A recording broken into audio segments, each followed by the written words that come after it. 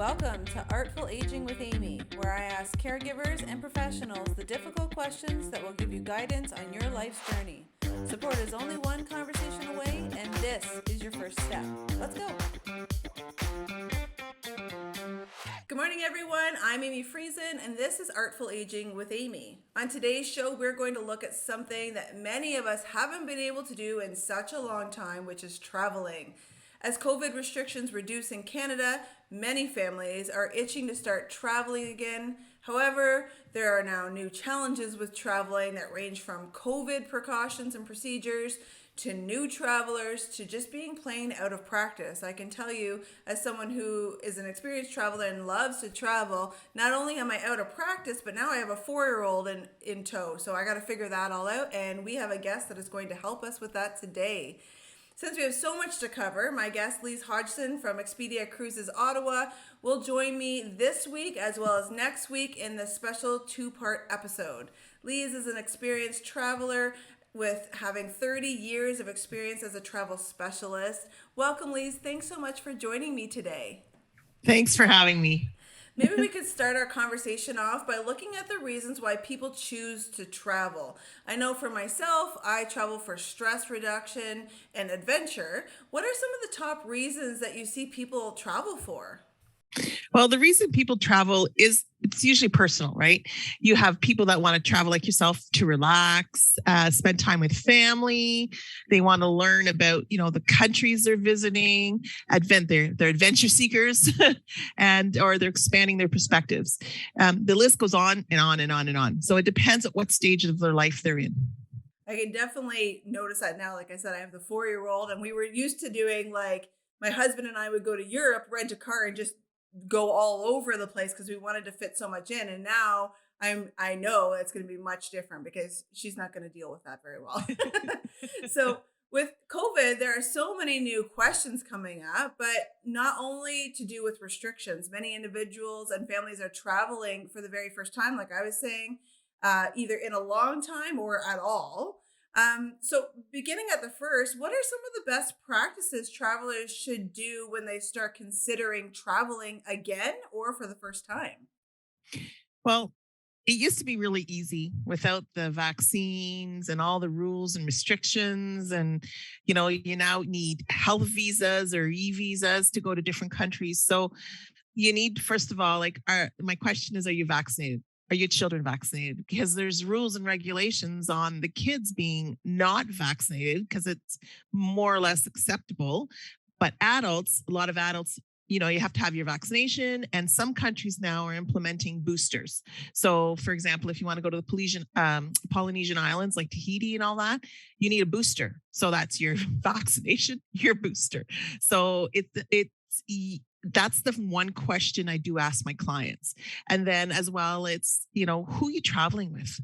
So you've got to think, am I bringing grandma? Am I bringing grandpa? Am I bringing the kids? So the vacation might be totally different depending on who you bring. And then there's all kinds of vacation options out there: land, cruise, all inclusives, and budget. So that is a hard one. A lot of people have a champagne taste on a beer budget, but we try and help out. For myself, let's have the champagne budget, and then I'll just leave the rest at home, and I'll just go on the champagne budget. But like I said, a lot of people are just trying to figure it out now. And then, as you said, there's so many destinations. Some of that stuff I didn't even know with the boosters and stuff, and it's really difficult to understand it all. So with so many destinations and so many ways to travel, do you have tips to help our audience narrow down the search, narrow down kind of what they want to do? Well, the first thing is who's going. All right. So you're not going to do an Antarctic adventure with someone who's 85 years old. Well, I guess you could, but it might be a little bit more difficult. So you just got to figure out who's going with you. So that's number one. And then location. Sometimes it's easier to determine where you don't want to go. as opposed to where you want to go. And what's the purpose of your travel? Are you going just to have fun, stay on the beach, do nothing? You don't want to do any excursions, you don't want to visit, because that's a big difference too. Because a lot of people go to the Caribbean islands. Some islands is beach. That's it. That's all. It's flat. There's really not a whole lot to visit. But if you're into, volcanoes, I don't know, train rides, scuba diving, that's a different, those are different islands. So we need to know what they want. And then the one question is I always ask, because you can go all the way to Peru, you can go all the way to Antarctica, you can go all the way to China, but they're like 12, 14, 18-hour plane rides. So that's the other question. Do they want short plane rides, like a 4-hour, 5-hour, 6-hour to the Caribbean, or they're okay with the 18 hours? So I know it sounds like a lot, but once I start talking with the clients, it's really easy. And then, I can send them options where to start looking. Well, and that's why you're the specialist, right? It's the same when with tea and toast. With that, what I do is like I specialize in retirement living. We can ask the right questions to get the answers. And I often ask people when I'm dealing with other professionals, is like, you just ask me the questions and I'll give you the answers. Because if we do it the other way, I might not know what to tell you, right? And Yeah, so, for sure. specialists, we can pull things out of people to say, okay, well, this is what we're looking at, right? Something that's come up in my own travel is booking all-inclusive resorts with, a vacation provider versus booking resort and flight and things separately. What say you on that? Is there a better way to do it? What is your experience in that? So I've done it a couple of times because you always want to make sure you're getting the best buck for the best bang for their buck for the clients, right? But when you do the comparison, you go on Expedia.ca or vacations to go or whatever, you put your flight, you pick your hotel, but you got to remember it does not include transfers. Sometimes you have to pay in full and it's 100% non-refundable. So you have to make sure you compare apples to apples. When I book an all-inclusive, I usually do it with supplier like with Sunwing, Air Transat, Air Canada Vacations. And that includes your transfer. It includes your check-in bag. And let's say something happens with the aircraft and you're sitting on the tarmac for 4 hours. Who's going to call your hotel if you've booked flight and hotel separately? Could text your travel agent if you've booked a travel agent. But if you'd have called me and you wanted to do this, I would have put you in an all inclusive anyway. So who's going to do all that for you? So to me, it's a guarantee that you've booked Air Trans, you've booked Sunwing, the plane is on the tarmac 4 hours. They tell the hotel and say, okay, these people are going to be late or we're not going until the next day. I've actually had clients where that happened and they gave them the extra day. So they didn't lose out. They didn't get any money back, but they did get their 7-day holiday. So it's really, really important that you read the fine print when you book hotel and flights together. One of my friends works in this industry as well, and I was just having a conversation with her the other day about this. Do I book all inclusive or do I book piecework? Right? Because sometimes it looks less expensive if you piece it together.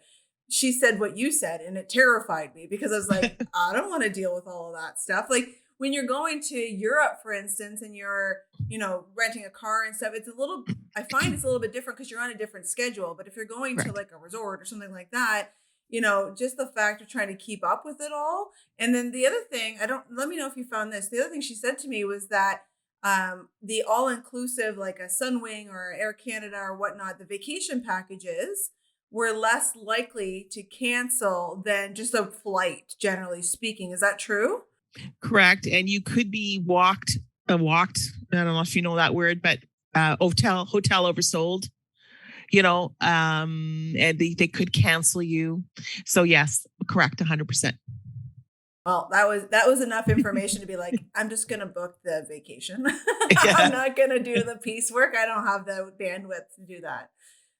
So Lise has experience for booking travel with families as well, with children, and also with traveling with children. As I said at the top of the show, I'm a mom with a 4-year-old, and if you've been watching Artful Aging, you know all about Eva and our adventures. And we're looking to book our first trip with Eva, so it's hard to narrow down the huge assortment of trip styles. Lise, what are some of the things that you've learned traveling and booking for children and families as a whole? Well, you need to, no, so all children are different, right? You've got some kids who are tied at the hip to their parents.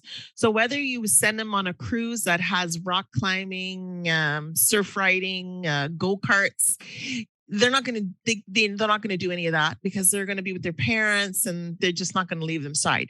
You've got some kids that love adventure, love to meet other kids, will go to the kids programs, the kids, you know, camping under the stars and all that kind of stuff. So you need to know your child. You've got to know what your child is, what your child's like, what your child's comfortable, because the last thing you want is for them to be anxious on a holiday that, oh my God, I got to go to the kids club again, or I don't like that friend, or I just want to be with my parents. So that's where we have to narrow it down, because there's just like some resorts are so huge.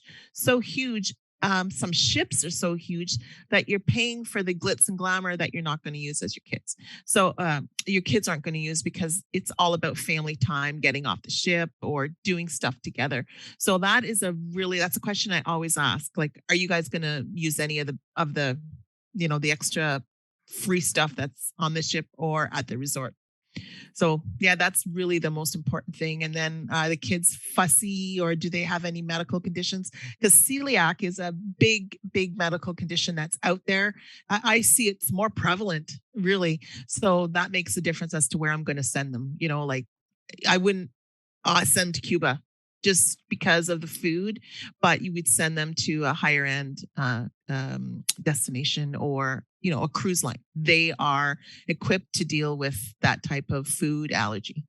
Interesting. I guess one of the other added on questions that I was looking at because I'm new traveling with a 4-year old is those kids clubs look like such a good idea to give the children some friend time and the parents some not child time, but I'm a little bit terrified. So, what is it like? Do you have any reviews from other people that have used kids clubs? Because it's a little scary to be like, hey, I'm going to leave my kid in a country that I'm not from in this play program. What's your general kind of thought process about that?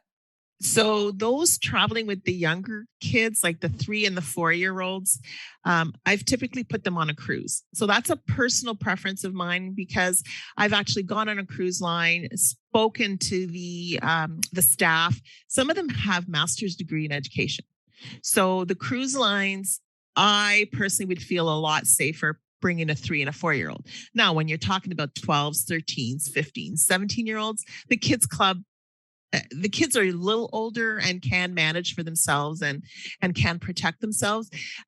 It also depends on the country that you're in. Like, I've never really had anybody complain, but it's to do the research. Like monarch.ca, monarc.ca.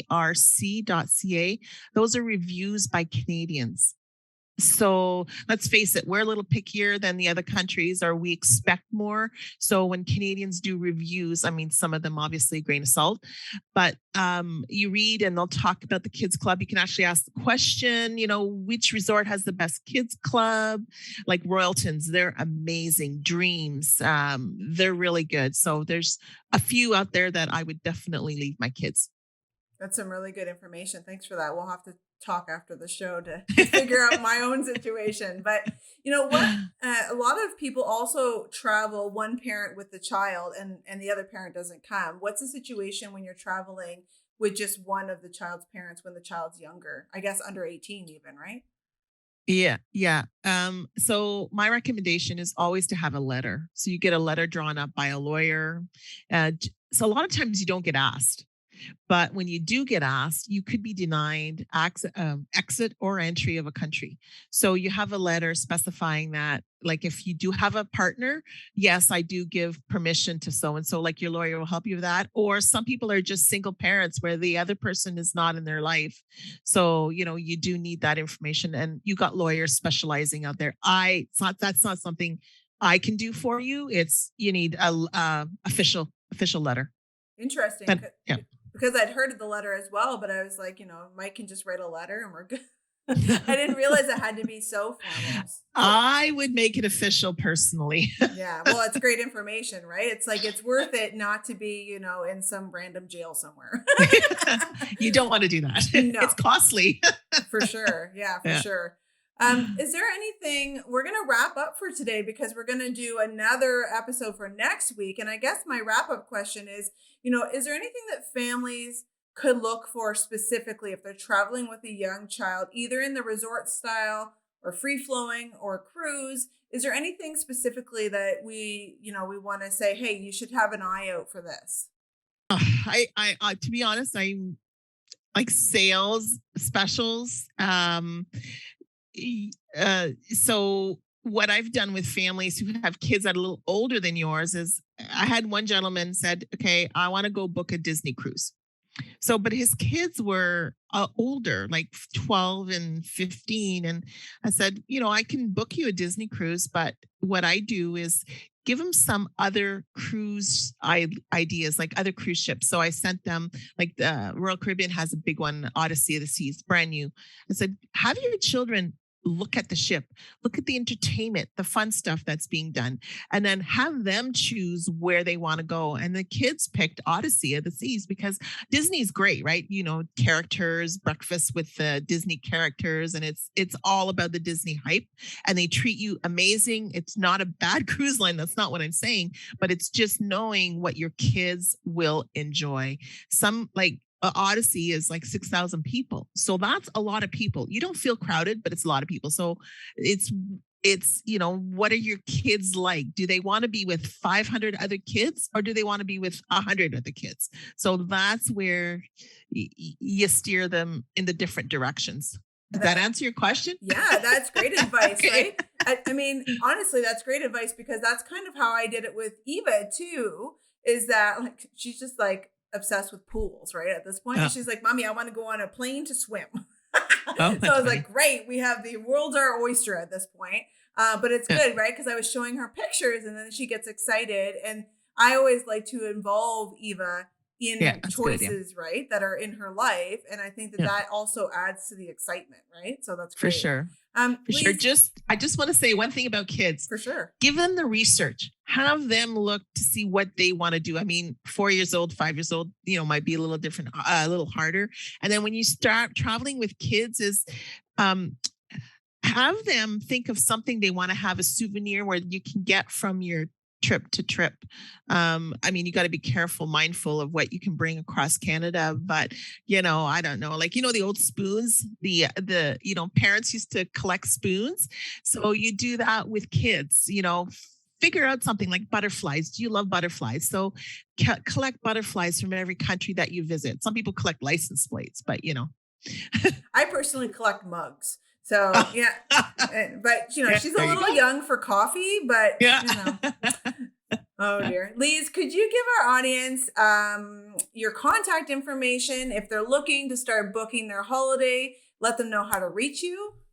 Sure. So you can actually go to my website, and the easiest way to find me on for a website is you Google me. So you go Expedia Cruises, Lise Hodgson, Lise, and then Hodgson, and then you can find me there, or you can find me, or you can call me at. I'm going to get this number right. Is 613-824-9666 extension 780, and that will go directly to my cell phone, or my email is lhodgson Hodgson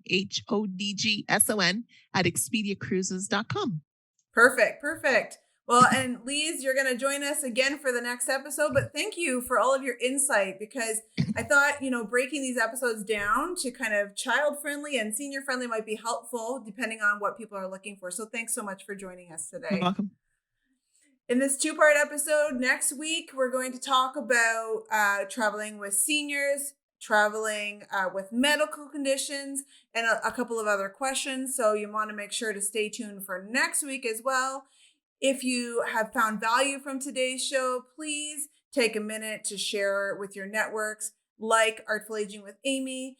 Thank you for joining me today. And from me to all of you, I hope that you have a wonderful Wednesday.